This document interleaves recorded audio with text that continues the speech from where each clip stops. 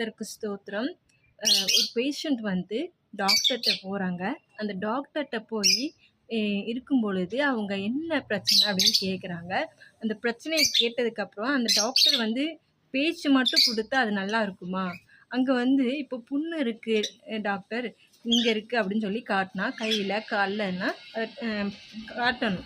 நம்ம காட்டும்போது அவங்க பார்ப்பாங்க புண்ணு எப்படி இருக்குது, என்ன கண்டிஷனில் இருக்குன்ட்டு பார்க்க மட்டும் செய்யறது கிடையாது. அதை வந்து தொட்டு அதை பார்ப்பாங்க. அது புண்ணு ஆறி இருக்கா, அந்த புண்ணு அப்படின்னு சொல்லி பார்ப்பாங்க. இந்த ஒரு ஊழியம் அந்த பணியில் டாக்டர்ஸ் பணியில் வந்து இது ஒரு ஊழியம். தொட்டு அதை பார்க்கிறதே அதுவும் ஒரு ஊழியம். சும்மா பேசிட்டு அந்த மாத்திரையை மட்டும் மருந்தை மட்டும் எழுதி கொடுத்தது அது பணியே கிடையாது. அந்த பணியில் இதையும் ஒரு முக்கியமான ஒன்று. சரி, இன்னைக்கு நான் வந்து இந்த கையை குறித்ததான ஒரு வார்த்தை மெசேஜ் நான் கேட்டேன். அந்த வார்த்தையை உங்களுடன் பகிர்ந்து கொள்ள ஆசைப்படுகிறேன். வேதத்தில் பவுல் என்ற ஒரு மனிதன் இருந்தான். புதிய ஏற்பாட்டில் ஆண்டவர் அவனை தொட்டு அவனுக்கு விடுதலை கொடுத்த தேவன். அவன் மூலமாக அப்போஸ்தலர் 19ஆம் அதிகாரம் 11ஆம் வசனத்திலே பவுலின் கைகளினாலே தேவன் விசேஷித்த அற்புதங்களை செய்தான்னு சொல்லி அந்த வசனத்திலே போடப்பட்டிருக்கிறது. அப்போது அவர் யார்?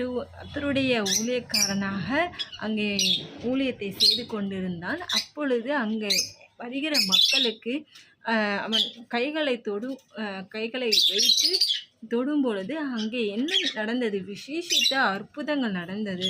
இன்னைக்கு சபையில் நம்ம போதிக்கிறோம், நம்ம ஆண்டவர் குறித்து சொல்லுகிறோம். சபையிலையும் இந்த வியாதியஸ்தர்களுக்காக ஜெபிக்கப்படுகிறது. ஆனால் இந்த தொடுதல் அந்த ஒரு ஊழியம் இருக்கா, நடக்குதா? அதை நம்ம இன்றைக்கி சிந்தித்து பார்க்கணும். ஊழியக்காரங்களுக்கு இந்த ஊழியம் இருக்குது, குணப்படுத்துதல் ஊழியம் இருக்குது. அது எண்ணெய் பூசி அவங்களுக்காக ஜெபம் பண்ணணும்னு போட்டிருக்கு. இன்றைக்கி அது நடக்குதா? தலையில் சிலுவை போட்டு விட்றாங்க, ஆனால் அந்த தொடுதல் அந்த இருக்குதா? அந்த ஊழியம் நடக்குதா? அதை இன்னைக்கு நம்ம உணர வேண்டிய இருக்குது. நம்ம ஆலயத்தில் இந்த காரியங்களை ஆண்டவர் நடத்துவாராக. வருகிற நாட்களிலே ஆண்டவர் பலத்த காரியங்களை நம் மூலமாக ஆண்டவர் செய்வாராக. ஆமென். இந்த வீடியோ உங்களுக்கு பிடிச்சிருந்தா லைக் பண்ணுங்கள், மறக்காமல் சப்ஸ்கிரைப் பண்ணிடுங்க. தேங்க்யூ. God bless you.